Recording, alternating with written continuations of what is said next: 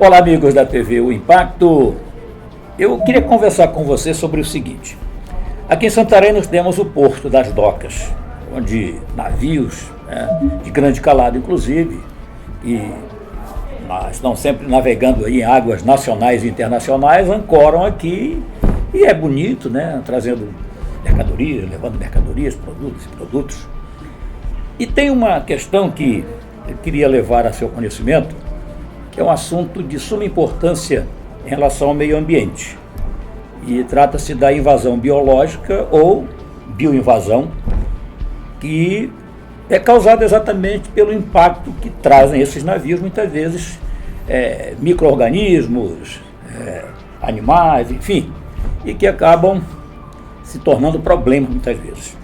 O professor Ezequias Procópio Brito, ele é pioneiro em um estudo sobre essa questão.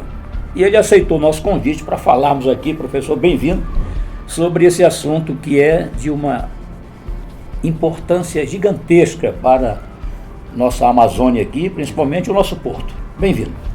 Bom, primeiramente eu gostaria de agradecer pela oportunidade de poder estar falando desse assunto que é muito importante, mas obviamente pouco explorado aqui, especificamente em se tratando de Amazônia, de bacia amazônica. E a bioinvasão, para a gente entender, conceituar, ela é caracterizada quando se registra a ocorrência de uma espécie fora de seus limites naturais, ou seja, quando a gente registra uma espécie que está fora do seu ambiente natural, do seu hábitat natural, a gente tem aí uma bioinvasão ou uma invasão biológica. E esse fenômeno da bioinvasão é um processo muito antigo, só que nas últimas décadas esse problema se intensificou por conta da navegação de longo curso, que a gente chama de navegação internacional. Principalmente porque os navios, nos últimos anos, eles têm se tornado mais velozes e maiores. E principalmente pelo fato de que esses navios, quando eles estão com a sua carga parcialmente completa, ou quando eles não estão com a sua carga completa, eles necessitam de um peso, né, para poder navegar. E esse peso a gente chama de lastro, mais especificamente a água de lastro. Então, um navio que normalmente sai de um porto asiático, né, que nos últimos anos se intensificou muito essa questão das relações comerciais entre o Brasil e o Sudeste Asiático, uma boa parte desses navios provenientes da Ásia, eles se dirigem em direção aos portos brasileiros para comprar, digamos assim, mercadorias, né, como soja, minérios, enfim. E eles necessitam desse peso exatamente para que eles tenham condições de navegabilidade, de propulsão e de estabilidade. Então, o que acontece é que esses navios, antes de partirem desse porto de origem, eles bombeiam águas de baías, de estuários, de rios, onde eles estão ali atracados, fondeados, e posteriormente eles descartam essa água no porto de destino, por ocasião em que o navio começa a ser carregado do produto, por exemplo, da soja. Daí que está o problema, porque essas espécies, se elas forem capazes de sobreviver durante essas viagens transoceânicas, e se houverem condições ambientais adequadas no porto de destino, eu falo de condições como temperatura, salinidade, pH, essas condições, essas espécies elas podem se estabelecer, e normalmente elas se estabelecem porque não há um controle natural, não há um parasita, não há um predador natural que possa controlar essas populações, de modo que elas se estabelecem e começam então a competir por espaço, por alimento, e acabam o que a gente chama deslocando outras espécies, ou seja, levando a perdas, né, em termos de biodiversidade.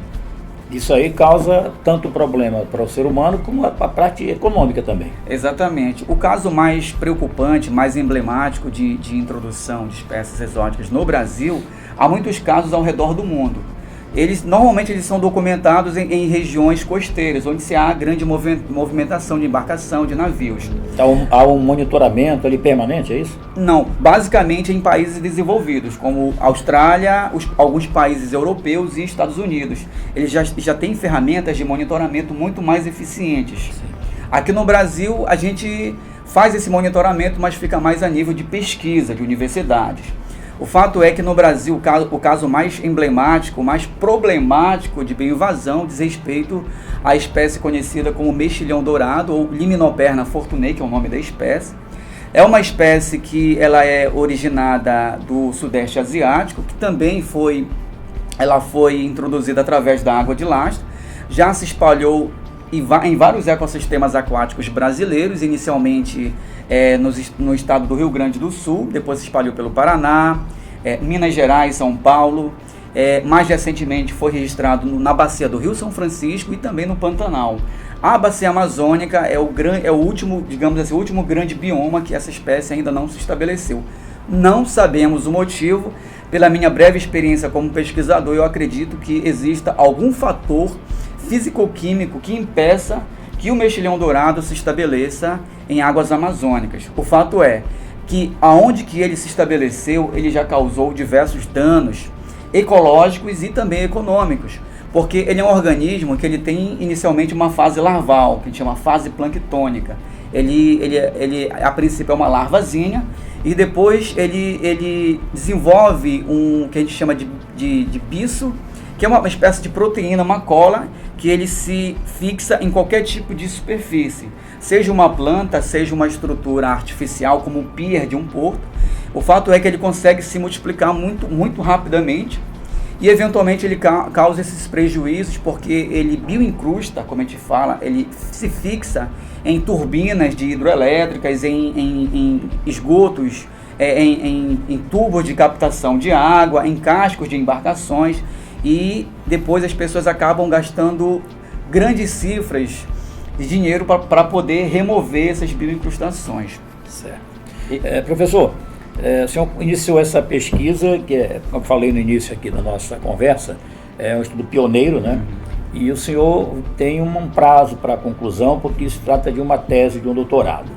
E ao concluir esse estudo, ele vai ser direcionado para onde? Bom, esse estudo, basicamente, eu basicamente resolvi fazer esse estudo, primeiramente porque hoje eu sou um pesquisador da UFOPA, né? Então eu precisava executar esse trabalho aqui exatamente por conta da lacuna de conhecimento que se tem em relação à transferência e introdução de espécies exóticas na nossa região. Atualmente há apenas 2 registros de 2 espécies exóticas. Uma delas é o berbigão asiático, o Corbicula flumínea, e outra é um outro molusco conhecido como alguma coisa, eu não lembro agora, alguma coisa caravela, depois eu posso lembrar. O fato é que em 2020, agora em março, eu irei oficialmente divulgar todos esses resultados, né? E eu pretendo, na verdade, fazer depois disso, realizar uma espécie de mesa redonda, um evento aqui em Santarém, e chamar essas instituições que são consideradas peças-chave, né, no que diz respeito a essa problemática, como a própria Marinha do Brasil, né, a Diretoria de Portos e Costas da Marinha do Brasil, a Anvisa, porque também tem os indicadores microbiológicos, tem essa problemática relacionada à saúde humana, o próprio IBAMA, e também as universidades e os portos também, que eventualmente podem ser parceiros, né, no que diz respeito à resolução, digamos assim, dessa problemática toda. Tá, professor Ezequiel, o senhor não é daqui, o senhor é professor da UFOPA, e a sua origem é da região ali próxima a Belém, Bragança, o senhor falou ainda há pouco. Exatamente. E o que foi que motivou realmente o senhor a partir para esse estudo? Desde quando o senhor fez? Bom, a minha formação é na área de engenharia de pesca. Só que aí depois eu trilhei mais para essa área da biologia ambiental, né? Então eu fiz o mestrado e hoje estou concluindo o doutorado no mesmo programa, que é o programa de biologia ambiental da Universidade Federal do Pará.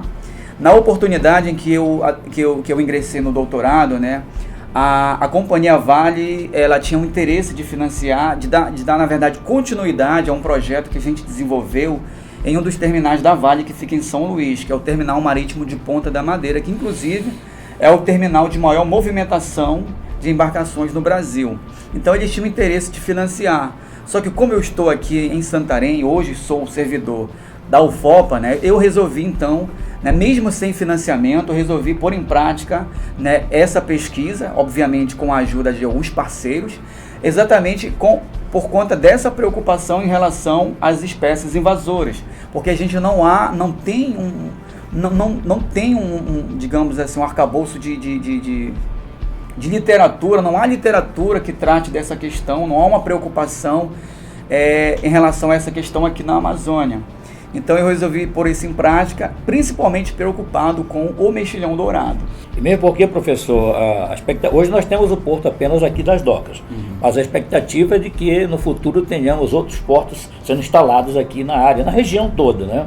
E eu lhe pergunto, essa pesquisa que você está realizando, em termos de abrangência, o senhor está coletando esse material somente aqui nessa área das docas ou já chega lá para o lado de Itaituba também, Miritituba? Bom, exatamente por conta das restrições orçamentárias, né, a gente acabou que se deteve ao que a gente chama de área de influência direta do Porto de Santarém, que diz respeito à área urbanizada de Santarém e uma faixa de 500 metros Tapajós adentro. Então, a gente, apesar de ser um estudo mais localizado, depois que a gente coletar e analisar e divulgar todos esses resultados, eles podem servir como referência para outros portos amazônicos, especialmente no que diz respeito durante a decisão de se construir novos portos. Eu acho que, inclusive, que durante a concepção dos estudos de impacto ambiental, dos termos de referência, que tem normalmente entre a empresa e a SEMA, eu acho que deve ser considerada o risco associado às bioinvasões no relatório de impacto ambiental. E então esses resultados eles servirão como subsídios para programas de monitoramento de espécies invasoras, principalmente para portos que são caracterizados como portos exportadores de matéria-prima, que é o caso do Pier da Cargill. Você tem, por exemplo, o porto de Miritituba, que basicamente também é um porto exportador. A gente se preocupa com portos exportadores porque aquela questão que eu expliquei no início. Os navios eles estão atracando aqui nos nossos portos com o lastro carregado, cheio de água. Deixa eu ver se eu levo melhor aqui para o internauta a questão. A questão é a seguinte: o navio vai sair lá da China para vir buscar soja aqui no Porto de Santarém. Ele não pode vir vazio, né? Então o que ele faz? Para ele ter o lastro, ele bombeia água para dentro dos tanques para que haja o equilíbrio e ele faça uma navegação segura aqui. Quando ele chega aqui para receber o material, levar o produto, ele tem que descarregar essa água para poder, não é isso? Exatamente. É por aí? Exatamente. Essa você resumiu todo o procedimento operacional. Mas uma coisa que é importante a gente ressaltar... E aí nesse bombeamento, né, lá ele colocou para dentro do tanque, né, de lastro. Aqui ele tira do tanque e joga para o rio. É aí que é o perigo, de ter o micro-organismo. Exatamente. Quando ele bombeia essa água, por exemplo, em algum porto do Sudeste Asiático, eu falo muito do Sudeste Asiático porque a gente tem muitos navios provenientes desses portos, ali do sul da China, enfim. Então, quando esses organismos eles são bombeados juntamente com a água e o navio ele parte em direção a Santarém, por exemplo, a grande maioria desses organismos eles vão morrer durante a viagem, porque quando você fecha ali o tanque, digamos assim, você cria um ambiente que não tem mais luminosidade, não tem mais produção de alimento, né, do fitoplâncton, de nutrientes e tudo. O fato é que a maioria desses organismos não vai sobreviver a essas condições hostis, digamos assim, no interior desses tanques. O problema é que há algumas espécies que a gente chama de espécies que possuem características invasivas. Elas são umas pragas. Elas são muito robustas. Mesmo que falte diminua a concentração de oxigênio ou de nutrientes, de alimentação. Resiste. No interior do tanque, eles resistem, como mexilhão dourado, berbigão e muitas outras espécies. E essas espécies, né, como eu falei anteriormente, se houverem condições ambientais adequadas, eles conseguem se estabelecer, né, conseguem estabelecer uma população reprodutivamente ativa. E se não tiver o predador? Aí eles conseguem se espalhar no ambiente. Agora, uma questão importante que a gente deve ressaltar é que já há muito tempo, né, há pelo menos 15 anos, já algumas medidas, algumas diretrizes, tanto a nível internacional como medidas unilaterais que partem de países individualmente, há algumas medidas, algumas leis com o propósito de reduzir essas bioinvasões. A principal dela é a Convenção Internacional, que ela já foi ratificada em setembro de 2017, já é para, na verdade, para estar em vigor. E nessa convenção, né, um dos procedimentos, uma das regras que a Convenção Internacional ela estabelece, é que esses navios, antes que eles venham a atracar em portos e descartar essa água, eles façam, durante o seu trajeto, do meio do oceano, digamos assim, eles façam uma troca, ou seja, a ideia seria descartar essa água costeira ou a água de um rio, aí eles bombeiam uma água oceânica, isso no meio do mar, então eles continuam a viagem e descartariam então essa água no porto de destino. Então a ideia dessa troca oceânica seria de que esses organismos oceânicos teriam uma probabilidade muito pequena de se estabelecer em um ambiente costeiro por conta das diferenças ambientais entre o oceano e águas costeiras ou águas doces. Professor, seria bom a gente continuar, mas acho que já está um pouco assim bem claro do objetivo do seu estudo, da sua pesquisa, e nós desejamos sucesso, que se trata também de uma tese de doutorado, né? Que o senhor tenha sucesso. Tá, obrigado. Eu gostaria novamente de agradecer a oportunidade e dizer que a gente está na UFOP à disposição dos senhores. Ok, é isso aí. Então, agora você já sabe mais ou menos um pouco do que é bioinvasão, né? Então, é isso. É a TV O Impacto, sempre levando a melhor informação para você.